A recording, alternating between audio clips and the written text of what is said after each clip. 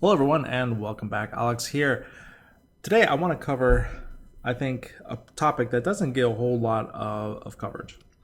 And it's a topic that I think is important, particularly for new players that try to be gunfighters, that try to use gunnery and gunnery type of ships in a very effective way. Because gunnery is a type of weapon system that is very prevalent.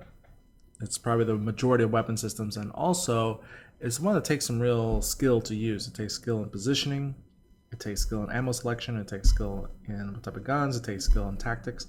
While other weapon systems, particularly missiles and drones, are more forgiving. You fire the missile, off it goes. You send the drone, off it goes, and you just make sure it doesn't get blown up.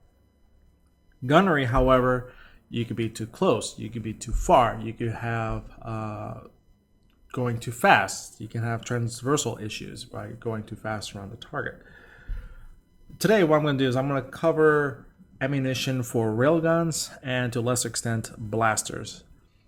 But since most of my experiences with Caldari ships and quite a lot with Galente ships, but in front of me now I have a Caldari ship, I have a Raptor, I want to cover ammunition choices for railguns and which ammunition you should choose. So if I open up the market here and I take a look at what ammunition we have. Okay, here is the small standard ammunition charges. And for a new player, they're looking at this list and okay, well, what do I take? I mean, I see different benefits, I see different drawbacks, I see different types of damage. You know, what is which one do I choose? You know, and what type of situations do I choose for what type of ammunition? And for what a lot of players do is like, you know what? You load up the antimatter, or if you're in PvP, that's called our Navy antimatter, and off you go. That's the only charge you need. Just grab it. It's the highest damage hybrid charge out there. It will do tons of damage. That's all you need. Why else do you need anything else? Maybe spike if you want to go and do long range sniping. Well, that's great, but it doesn't fully utilize what this list of ammunition gives you. So let's actually step through the ammunition step by step and just see where things land on what type of ammunition you may want to use for particular cases and what the benefits of that ammunition are, particularly when you're going to either PvP or you're doing PvE and you're running either missions or sites or things like that, where things such as capacitor management becomes a big issue. Okay, so anyways, let's just step through them. Now, the thing about standard hybrid charges, and this is also true for the faction variants, the Tech 2 ammunition is a little bit different, but we'll cover that, is that they fall along a range. And the range leads from being able to snipe at high range for low damage and not much capacitor penalty to very short range, very high damage, but at also a high capacitor cost. And all these charges fall between those two extremes. But there are also charges that are kind of unique, and they present different benefits for you, for the player. And really, you want to say, okay, well, these are the benefits of this type of ammunition. Do I want to bring it with me? Do I want to put it in my cargo hold? It doesn't mean that you'll go to it by default, but what it means is that if a situation presents itself where, okay, I need a lot of capacitor or I need a lot of a particular damage type, I can switch to that particular ammunition and be more effective than going to my obligatory antimatter or whatever type of ammunition that everyone uses all the time. Okay, so let's step through it here. And we're going to start, I'm going to start on one end. I'm going to start on the high range end. I'm going to try and work my way down. I don't have all these things sorted, so it may jump around a little bit, but bear with me here. We'll go through it. So starting off, we're going to start with iron. Now, iron ammunition is pretty low damage. You can see it does 2 thermal and 3 kinetic. And one thing about all hybrid charges, particularly standard charges, is that they do more kinetic than thermal. They are weighted on the kinetic side than they are on the thermal side. Okay? There is only one exception, and that is in the Tech 2 ammunition. Javelin ammunition does more thermal than kinetic, but it's the only ammunition that has that characteristic. Spike is exactly even. I think it's 4-4. So it does an even amount of kinetic and thermal. But for your standard charges, they're all weighted on the kinetic side. So something to keep in mind, particularly if you're fighting against NPCs or enemies that maybe have a tank to thermal, you may want to look at using something else, or particularly heavy tank towards kinetic. You may want to maybe look at something else, or see if you can use a type of ammunition that is more weighted towards the weakness of that NPC rather than into its strength. Okay, so going back here to iron, it has a very great range bonus. It's 60% increase in range. The capacitor need bonus actually goes down by 30%, which is pretty good. So this is a ammunition that you would use to do long range initial damage to a target, particularly if they're a slow moving target. Would I use this for sniping? No. Spike ammunition is really what you use for sniping. Here, the damage output is just not there. So really, iron ammunition, not many people use it. There are just better ammunitions on both sides of the scale, either spike ammunition if you use Tech 2 on the very high range side, or maybe more high damage ammunition and you give up some range. The thing about iron, though, in comparison to spike, is that it doesn't have any tracking penalty. You get full tracking at long range, and that's key, because if you have a target that is extremely fast but maybe at long range and they start closing range, you don't get afflicted by that tracking penalty that you would have with spike ammunition. Still, is it used a lot? Not really, but there could be cases where you could use it when you land far off grid and you want to get damage early and you don't mind the reload time. You just start laying damage the moment you get there. Okay, so if you're in a mission and you come way off grid and you want to start getting damage on the target right away, or start popping off smaller targets such as cruisers or NPC cruisers and things like that, this is a good ammunition maybe to start with, and you can start to knock them down. Okay, so moving on. So that's iron. Next, we're going to move over to tungsten. Now, tungsten is an improved form of the iron type of ammunition. It does give up 20% range, and that's pretty big, though. Think about it, 20% range can be quite a few kilometers. The capacitor need bonus goes down a little bit. You get 27%, but that's almost negligible, 3%.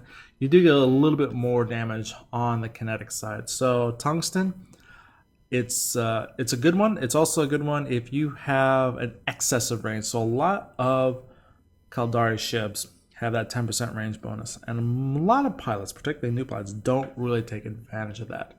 Here, the advantage is that, for example, in comparison to a Galente ship that's a rail fit, let's say a Megathron or something along those lines, they would be required to use iron ammunition to hit a target at a specific range, while with a Caldari ship, you can use a tungsten charge, which offers more damage and some better characteristics. But also remember, Galente ships usually have that 5% damage bonus, so it can kind of level itself out to a certain extent, but that range penalty is still there. So keep that in mind.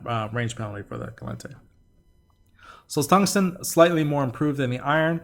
Not a bad go-to type of ammunition. Also, to when you first land on grid, you want to get some damage out quickly, but the enemies are quite a bit closer, and you don't want to deal with the really low damage of iron. Okay, so that's tungsten. Next one, so I'm going to bring up iridium. Now, this is actually one of my favorite ones. This is one of my go-to ammunitions. It's a 20% range bonus, so now we've lost a 40% range compared to iron. But again, since I usually fly Caldari ships, I get that 10% range bonus. Here, now we got 4 and 3 on the kinetic and thermal damage. I also get a very nice 24% capacitor need bonus, almost exactly the same as it was with tungsten, and I get a higher base and armor damage. If you're a Caldari pilot, frankly, if you have good skills with that 10% range on the Caldari platforms, I frankly wouldn't bother with the iron or the tungsten. I would frankly start at Iridium. This is kind of a good, you're not exactly sure where you're going to land type of ammunition, but you can still get pretty good damage at a decent range.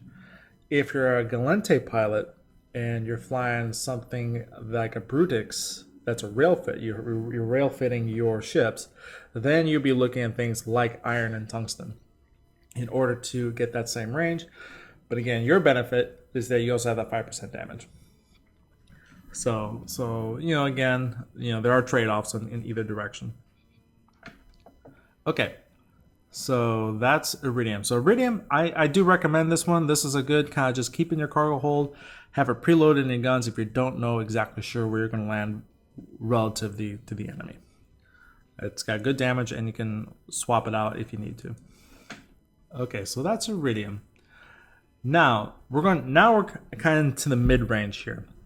Those are kind of the long-range charges. Your leads, your tungstens, your iridiums. Particularly those three.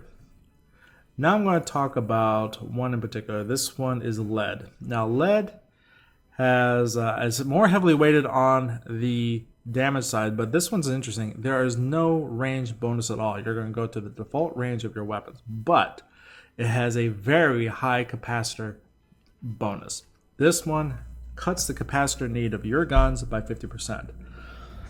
This is very big, particularly if you're doing NPC type of missions. The thing is that if you find yourself always managing your capacitor and you need more capacitor, one thing to look at is your guns. I didn't realize this for quite a while when I was doing level 4 missions or anomalies or sites, and I had something like a rock or a ferox type of ship with lots of guns. And when you have that many guns, the capacitor needs per gun really starts to add up, and it really does take a big chunk out of your capacitor without even realizing it. If you're in a ship such as like I have, like the Condor here, or I'm sorry, the Raptor or a MOA or things like that, where there's not that many guns, then it's not that big of an issue. But when you go from, I would say, 5 guns or more, then the capacitor requirements and the capacitor needs per gun does become an issue, and you want to take a look at ammunitions such as lead here that can give you a capacitor bonus. So if you find yourself, you're in a mission and you're running an active tank, okay, the rats are Gurustas, for example, that are weak to kinetic, or you're running other types of active modules, like say an ECM ship. For example, there have been a couple of fleet fights where I was in a Scorpion, and instead of going to the usual type of missile loadout, which is absolutely useless inside a fleet engagement, I actually put on some cheaper railguns, some Tech 1s, loaded up the lead or maybe some of the other ones, and I was able to do good damage and keep the capacitor fully stocked for when I was using my ECM modules. So this is a good type of ammunition if you find yourself you're running an active ship, either an active tank or other active modules. Maybe having some of this in your cargo hold when you need to do some more capacitor management is always a good idea. Okay, so that is lead ammunition. Again, this now is starting to fall in towards the middle range. There's no range bonus, there's no range penalty. It's right around that middle range, but a very good capacitor bonus. Okay, so that is now in the middle. And now we're going to start to move towards the short range side, higher damage, short range. Here we start to get our first range penalty. This is Thorium. Now Thorium is similar to lead, but more on the close range side. You do get a 12.5% range penalty. Now for Caldari ships, with that 10% range bonus, you're going to still hit out fairly far, and you'll get a good capacitor bonus.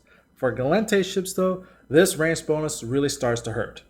Yeah, and this is kind of where Caldari ships really start to get a benefit over Galente ships, particularly in range with that 10% range bonus, because that 10% range bonus is able to offset the range penalty of this ammunition and for the types of ammunition, while Galente just has to deal with it, and their engagement range, or I say their engagement profile, starts to shrink, and they have to now engage at closer range if they are rail fit. Now, if they're blaster fit, it's a different story. You know, they pretty much park themselves right up to the enemy, and they blast away with high damage blasters. But for a rail fit Galente, this starts to really affect them.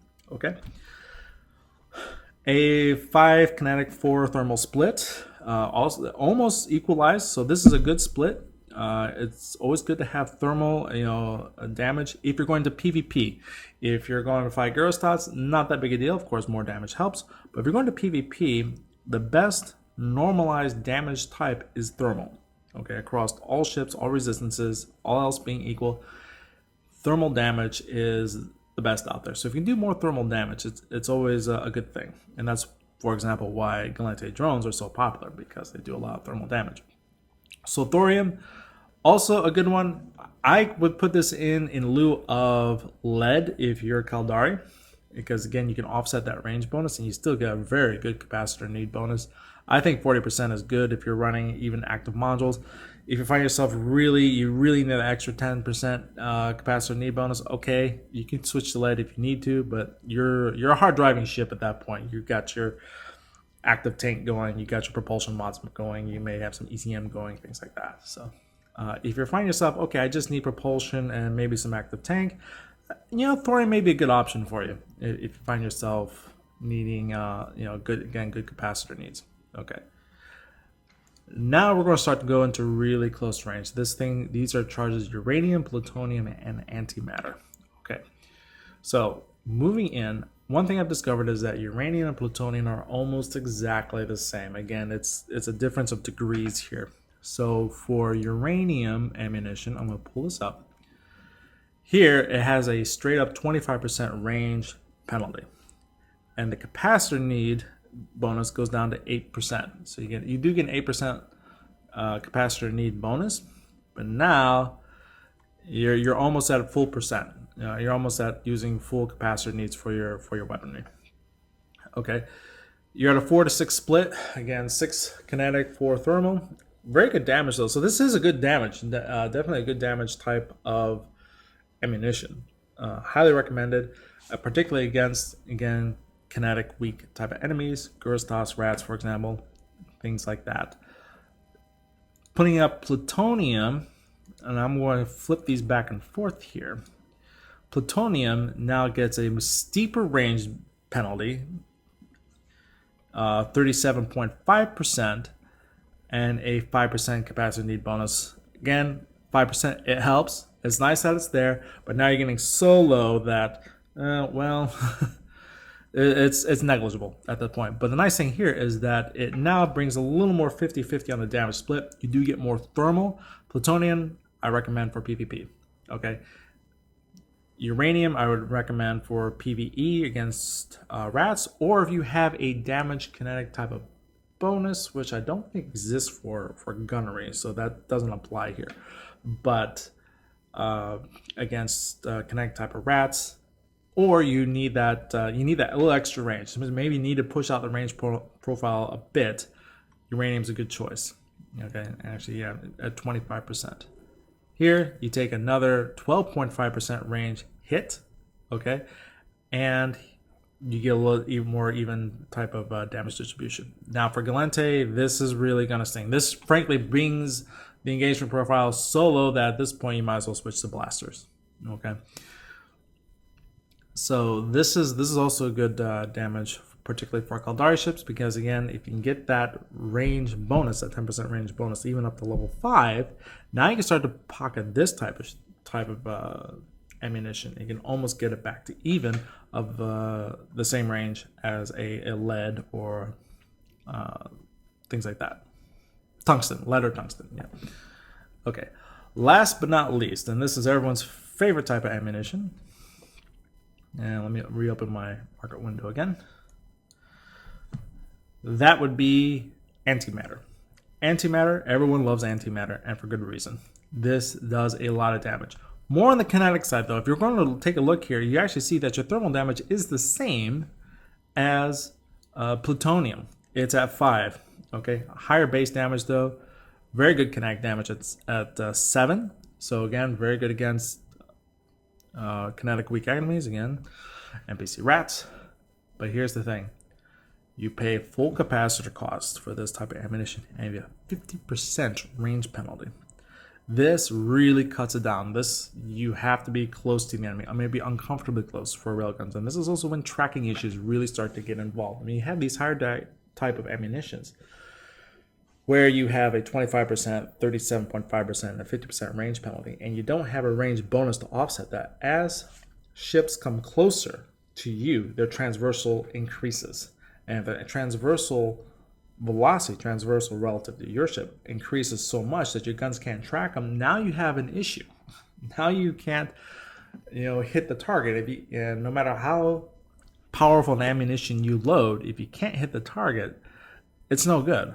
Okay, so this is an ammunition that really everyone should carry. But again, this is when either a target's an industrial target, you get within close range, you can out-tank the target, and you need to kill that target very, very quickly with either Tech 1 type of guns or named or faction type of guns.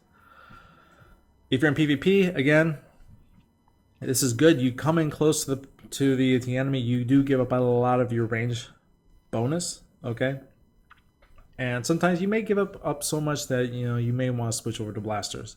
But if you find yourself out in the field and you need to take down a structure, you need to take out a larger ship, antimatter should always be in your cargo hold. It's always the option that you should have in your cargo hold when you do want to do maximum damage. You don't have to worry about tank, you don't have to worry about cap, you have to kill the target, okay? Always carry antimatter. If you're in PvP, again, Caldari Navy, antimatters, as I mentioned. In fact, if you're going to do PvP, the same rules apply here, but you do get a pretty good advantage if you take faction charges, Caldari, particularly Caldari Navy. Okay?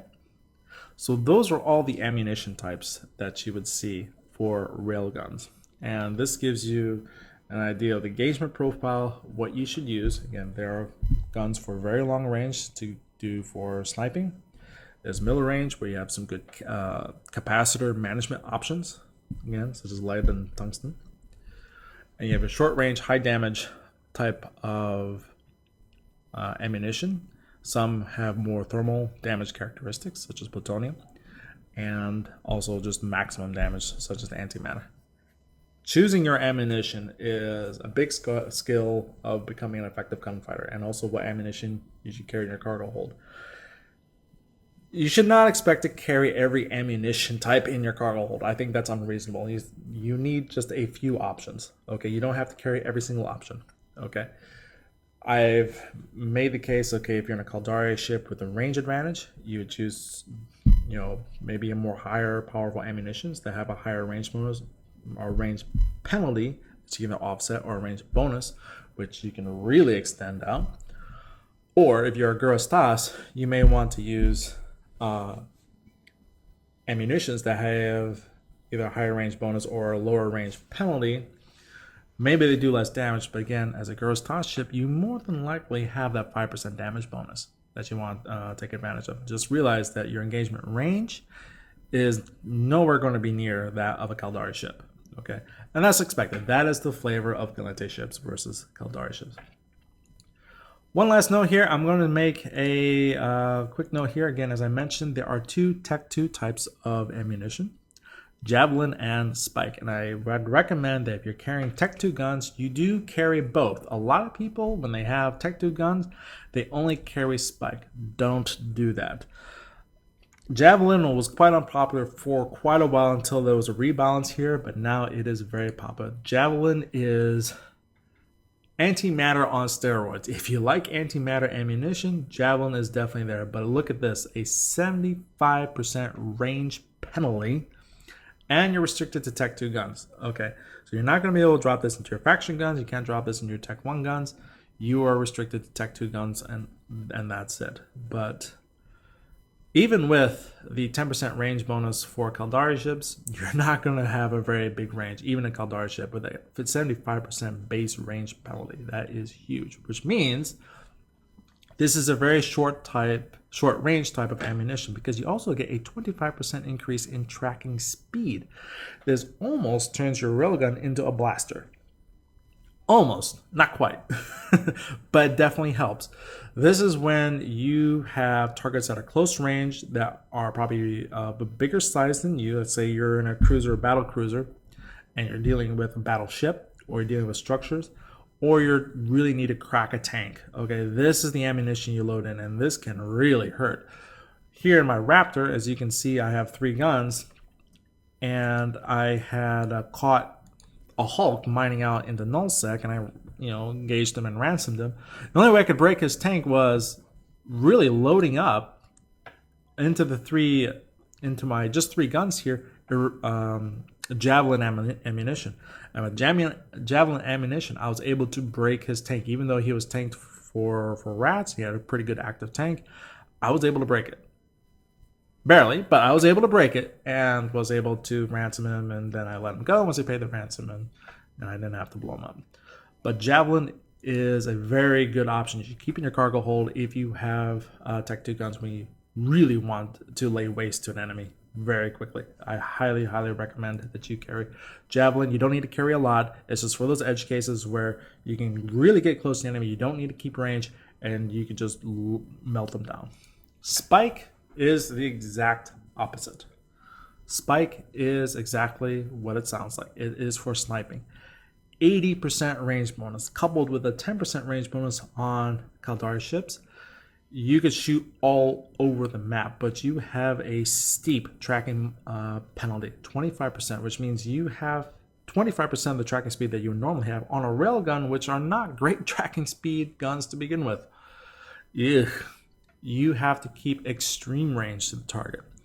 But there have been ships, I think even the Rock, where it can shoot out to about the maximum lock range allowed in the game, 250 kilometers. What are you going to do against a Rock that's shooting at you from 250 kilometers away? Not much. And that damage hits instantaneously. It's not like a missile where they shoot the missile, you can go get a cup of tea or a cup of coffee, come back, warp away, and the missile's still on its way. No.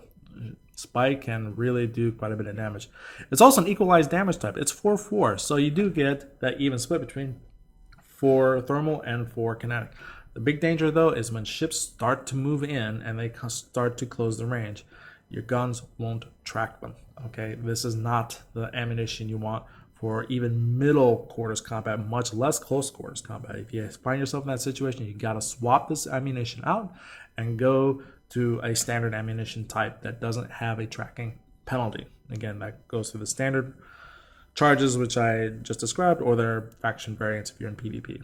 Okay, but this is very good if you have preset points around a target that you can snipe, and there are some great ships for that. Again, the Rock, the Ferox, the Naga, any type of really sniping ship. The Eagle, they can do a lot of damage. Even the Harpy, a frigate, has been known to shoot out past 100 kilometers with small guns using Spike. It's possible. Basically, that's the only thing it can do. It doesn't have any tank or anything at all, but it has the mods there. And yeah, I have seen Harpy snipe out to about 100 kilometers away. Okay. Anyways, that will be today's video. I hope you enjoy it. For all you gunfighters out there, really take a look in the ammunition. It's worth the time, really, just to go and look through what's available and see what matches your needs. Just coming in and just loading up Antimatter and one other ammunition, maybe Iridium, and that's it. That's all you're going to use. Really limits your choices and limits the options that you have to either mitigate a situation where you need more cap or you need to increase your range or things like that. But choose carefully, okay? Forewarned is forearmed, and now I hope that all of you are much more armed with the knowledge to be good gunfighters. And again, the same type of analysis that I've done here for hybrid, you can do for crystals, you can do for projectile ammo, but they are different creatures, particularly projectile ammo. They operate differently. But for hybrids, particularly for blasters, for railguns, for Galantic, Caldari ships, they all use type of ammunition, and hopefully you are more effective. Anyways, I will leave it here, everyone. Please feel free to let me know down in the comments what you think, or if you have your own observations. Again, this is what I've seen and from my experiences. And also, if you like the video, feel free to give a like, subscribe to the channel, and I'll keep more videos coming. Take care, everyone. Fly safe, and I'll see you soon.